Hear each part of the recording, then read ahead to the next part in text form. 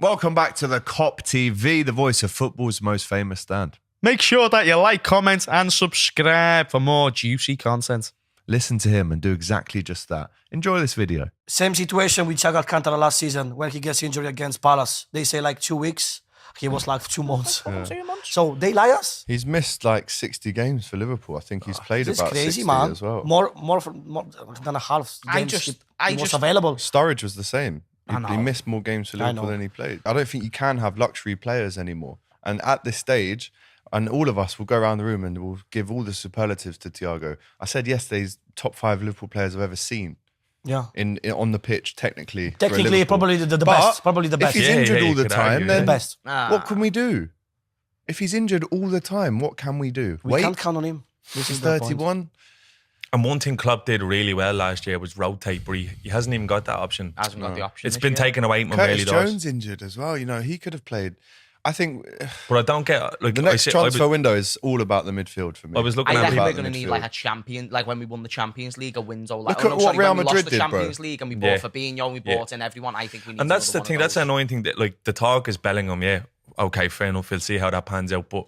Even with Bellingham next year, we're going to need another because Milner not getting any younger, Hendo not getting any younger. Keita is going. Thiago, both 30 contract now. up in the year. Oxlade-Chamberlain is going as well. Worse than useless. Like, you know, and people turn around going, why can't we fucking sell Oxlade-Chamberlain? He's a year left on his deal. He's on about 160 grand a week. Good luck getting anyone to pay him money. Club, why would you want to get him? I love him. I love external wages for a player. As a player. Exactly. So we've kind of pardon the pun, hamstrung in that situation. We are hamstrung in that, like in the way that we can't really get rid of these fellas, and we need to get one out to bring one in. If Klopp was always saying we don't want to just get a midfielder, we want to get the right midfielder.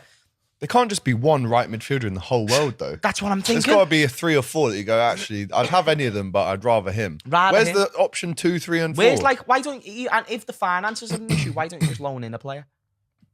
I don't know why that's such a terrible idea. Do you know what? They beat us in the Champions League final, Real Madrid, and I have to take my hat off and say, look at their transfer business, right? Kroos, Casemiro and Modric, maybe the 3 best in the world, all in their 30s. So they've gone, still play at the top level. So they've gone Camavinga, Tchouaméni, Valverde.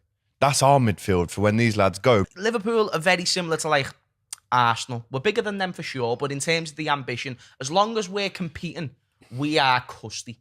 And until people realise that's what the owners' is that on the owners or on Klopp though?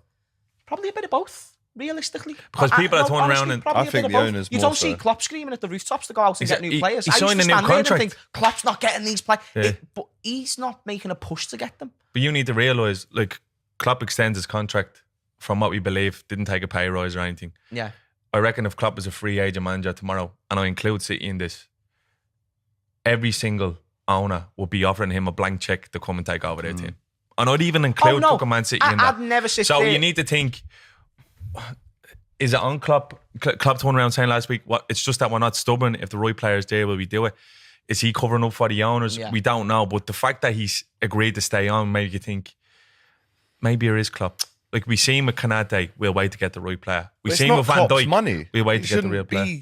He should say, it's not my money we're spending. Not that we want to waste money. No, but he should be saying to the FSG now, listen, look at the squad. We've got 12 injuries, mate. We need some money. We've got money to spend, but I don't know the reason why we don't spend. Here's the story. Klopp came into Liverpool Football Club when we were in disarray. Ever since he's won us every possible trophy that he can for this football club. He's got a lifetime contract with this football club as far as I'm concerned. Yeah. However, the one thing that I will say, Klopp's job isn't to appease to our expectations. It is to appease to the people that are paying him his wages. And those expectations are top 4, compete for the league and compete for other competitions. Is that it though? You say that's it. That's enough to still generate immense revenue to where your football club is self-sustainable year after year after year after year. So if you're FSG and you're thinking, right, we've got a man who can work miracles, we can do it on a very minimal budget in comparison to other teams above and below us. Why do we need to cater towards this when... Why are we going to spend an extra 80 million on a Jude Bellingham to win us a Champions League when we can get to the Champions League final without him? Why are we going to spend that much more to get this reward back? Let's minimalise the risk and let's maximise the opportunity. that we've still got with the squad that we have. Klopp is there. So Klopp gets told, right, these are the financial targets that we have. This is why we're going to give you these players. And then they'll say, with the players that you've got, this is the targets that we want you to achieve. Minimum, we want this in the league. We want you to compete in other competitions. If you can do those things on a season-to-season basis, we're very happy. And Klopp goes, yes, sir, signs the contract, and then boom. So Klopp is doing more than his job because those same expectations that were originally just top 4 are now going towards the league because of what Klopp's done. Yeah, James, but if Klopp wants some player, the FSG, they're going to buy him, man. No, they won't. Yes, no, they won't. Yes, lads. No. Yes. No, but it's not as He easy wanted as that. Luis Diaz. I want him. We sign him. Nunes with the same situation. I bet you there's examples where I can prove you don't know Mario behind the scenes. I bet you there's examples like Nabil Fekir, that was a dodgy one. We just don't like to overpay players. This is the point. I'm just saying, Mario, like I wouldn't be thinking that it's just Klopp. Like, listen, Klopp could go to the board and say, I want this player. But if the board says to him, right, we want you to achieve this, and Klopp looks at the squad and think, all right, I can achieve that. They're not telling him to win the league, Mario. They're telling him to compete. Which is why he's been doing that job very, very well over the seasons. If they wanted to win league titles, we'd see Jude Bellingham in our team already.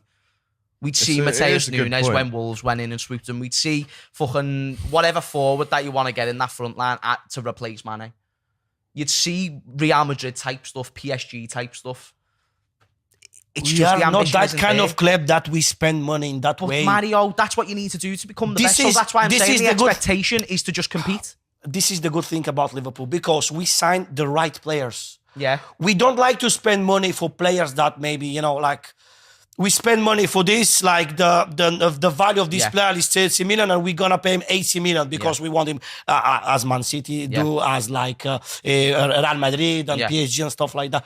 We buy the right players for the right price. But when Klopp goes, that's not going to work the same. When Klopp goes is different point. I agree with you. I don't want to think of one Klopp goes. This is what I mean. Klopp is maximising. Because I don't know what's going to happen then. I agree. No, Mario. Let me think now with Klopp. I don't want to think. What I'm thinking about probably Steven Gerrard is going to come, which we all love him, but it's not the same. I mean, no, Klopp is God. Steven Gerrard will never manage Liverpool. Yeah, I don't think he will either. Come on, lads. He won't. I'm just telling you. Never. Just the last thing before we move on, because that sounds like you've opened a lid there. Just dead quick with Jurgen Klopp. I just want to say I think he's maximising very minimalistic Totally expectations. agree with that. And that's why I'd never say like Klopp out or anything, it's Klopp's fault that he needs to get this player. His job isn't to go out there and say, I want this player or that player. His job, and the same with any modern day manager's job, is to maximise the players that they are given. That's why we've got board of directors, and that's why you don't see people like Harry Redknapp and Sir Alex Ferguson going all the way to fucking London to sign this player. It doesn't work that way no more. That's not Klopp's job. He's doing the job he needs to do. That's the sort of thing there.